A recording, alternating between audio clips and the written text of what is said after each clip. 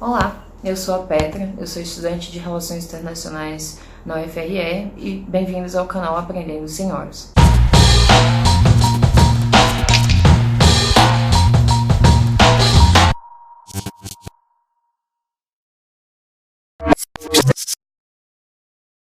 Hoje eu vou falar sobre o fluxo de renda na economia do trabalho assalariado. O fato mais relevante ocorrido na economia brasileira no último quartel do século XIX foi a relevância crescente no setor assalariado.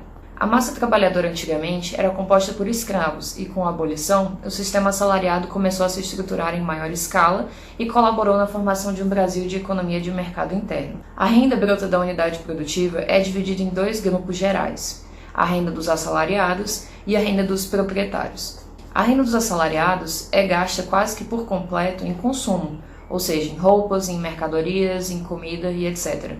Enquanto que a renda dos proprietários é gasta também em consumo, mas também gasta em investimentos, em empréstimos e etc. Os gastos por consumo, como comida, roupas, serviços e etc., constituem a renda dos pequenos produtores e comerciantes, e ambos também gastam parte de sua renda em consumo.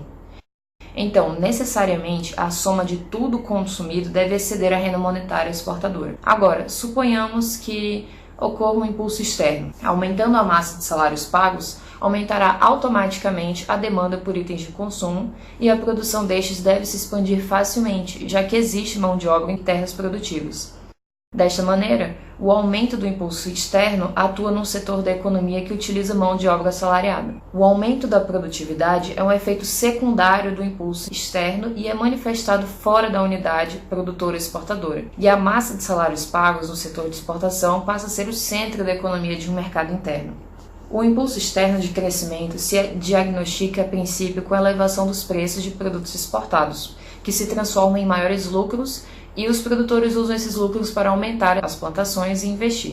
Por meio da elasticidade da oferta de mão de obra e de terras, essa expansão pode crescer mais e mais sem obstáculos e ter como consequência a imigração dos assalariados para as regiões mais produtivas e atrativas no geral. O setor cafeeiro manteve seu salário estável praticamente durante todo o período de expansão e a mão de obra de recrutamento interno, usada em obras de desflorestamento e construções, exerceu uma pressão marcante no nível médio dos salários.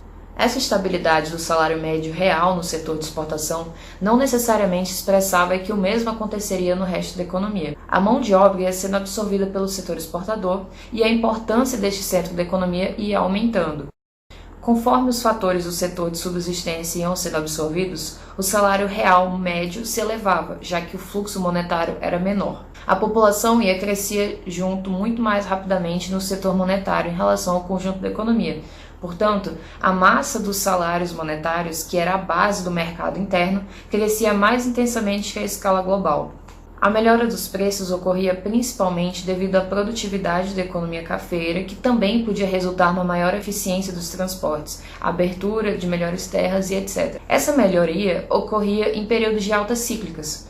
Portanto, podemos dizer que a transferência de um pedaço desse crescimento ocasional de produtividade econômica para os trabalhadores resultaria na impressão de contrações e expansões cíclicas à massa do total dos salários.